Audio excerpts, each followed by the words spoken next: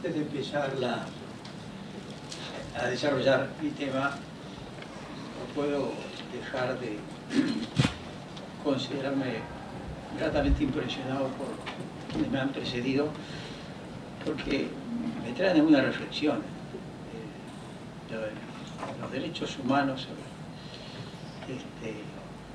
no son similares a los otros derechos que nosotros tenemos que estudiar y ejercitar, derecho civil, derecho comercial, sino que tiene una relevancia muy importante, fundamentalmente por su origen y por lo que los dos expositores nos dijeron. Recién el doctor Ulloste hablaba y ponía el acento en el tema de la dignidad humana, y antes Monseñor nos daba el origen bíblico que tiene. Cae en la cuenta que es un origen bíblico que tienen los derechos, no solamente los derechos humanos, sino incluso el derecho de los derechos humanos, ¿verdad? Y pongo el acento en bíblico porque no es solamente evangélico, sino que se extiende o se proyecta mucho antes también el propio evangelio. Por eso creo que debemos darle y tener un contacto más fluido con él, y más en esta casa, porque tiene una relevancia muy importante en la medida que se refiere a los elementos esenciales que configuran la naturaleza humana. Bueno, entro en lo que me corresponde a mí. Me toca tratar el tema de la Iglesia uruguaya y la defensa de los derechos humanos durante el periodo de la dictadura. Tal vez más adecuado hubiese sido traer aquí a un historiador. Yo no soy historiador y me presento como testigo de esa época nada más, es decir, en el cual por razones que uno no eligió se vio enfrentado a esa situación, hubo que actuar rápidamente sin tener un entrenamiento previo, porque no, y salir y actuar y salir de él de la mejor manera posible.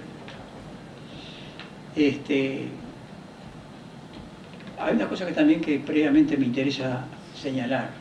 Si bien yo voy a hacer una recorrida a través de los distintos años que fue la dictadura lo más breve posible, porque no dispongo de mucho tiempo tampoco, debo recordar que el conocimiento que se tuvo de lo que significó la dictadura no se tuvo desde un principio, sino que se fue conociendo cosas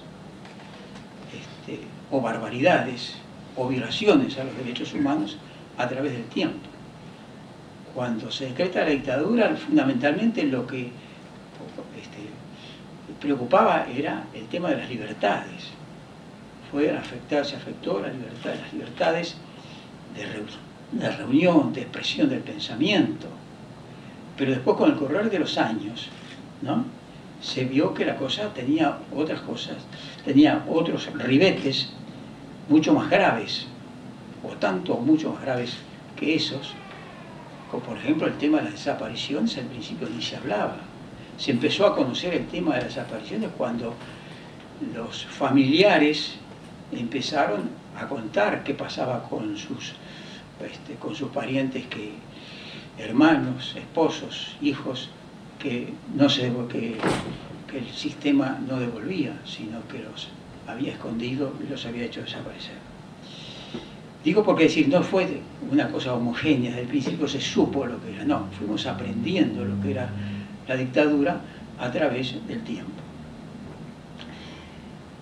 La base ideológica, me interesa señalar rápidamente, aquí van a ir apareciendo algunas cosas que no tienen exactamente que ver, no tienen una concordancia exacta con lo que digo, pero sí para que ustedes vayan recorriendo y los que tienen algunas ganas puedan ir recordando a qué periodo me estoy fijando, porque yo les voy a señalar, porque interesa también al analizar la posición de la Iglesia, ver en qué momentos se adoptó tal posición o se hizo tal declaración. En primer lugar, vamos a dar una pequeña noción sobre la base ideológica de la dictadura. Perdonen que voy a hacer una lectura porque si no, no termino el tema, porque es muy extenso. La dictadura uruguaya aparece en un contexto latinoamericano muy especial. Debemos tener presente que desde Estados Unidos y en especial desde el Pentágono se propició la doctrina de la seguridad nacional, que se procuró difundir entre los ejércitos latinoamericanos, quienes tendrían la misión de defender el mundo libre y cristiano, decían. Era en esencia una ideología que proponía la guerra total entre, por un lado, el mundo libre, la defensa de Europa, la antisubversión, y por el otro lado el comunismo internacional, que era el enemigo que había que derrotar. Los obispos de Puebla rechazan esa ideología de la seguridad nacional que limitaba las libertades individuales y la voluntad del Estado se confunde con la libertad de la nación. Además, el desarrollo económico y el potencial bélico se superponen a las reales necesidades de las masas pobres y abandonadas. Helder Câmara, el obispo brasileño, alerta que la misión de la Iglesia es oír la voz de los que no tienen voz.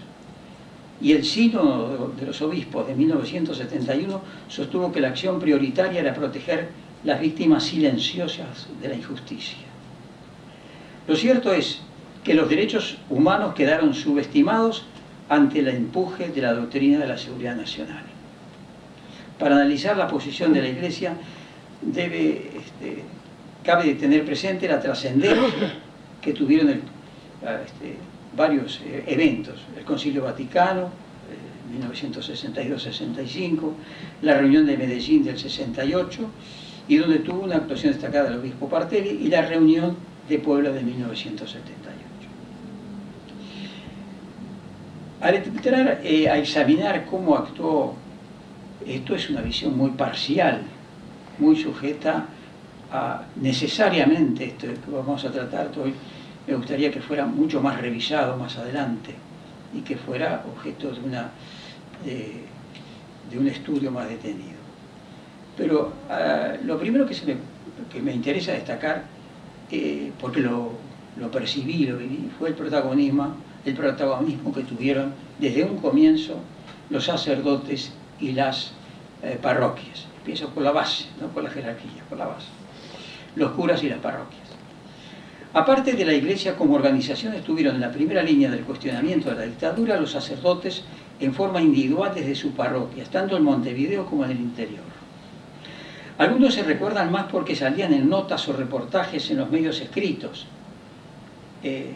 Voy a ser injusto, pero tengo que nombrar casos como Haroldo Ponce de León, el salesiano Ricardo Pereira, Perico Pérez Aguirre, el padre Spadaccino, Jorge Techera, Paul Davesí, incluso el padre Cacho, la labor que hizo en sus barrios, directamente en un momento muy difícil. También tuvieron incidencia en sus características personales el jesuita Román Lezama, conocido en el ambiente juvenil porque fue un líder juvenil, ¿no? Sin lugar a dudas, que era muy escuchado, conocido en el ambiente juvenil como Romy. La hermana Claudina, una monjita muy inquieta, de las salvatrices, y muy pícara también, que siempre que podía atacaba a la dictadura, e incluso, según me han dicho, las religiosas del Sacré-Cœur.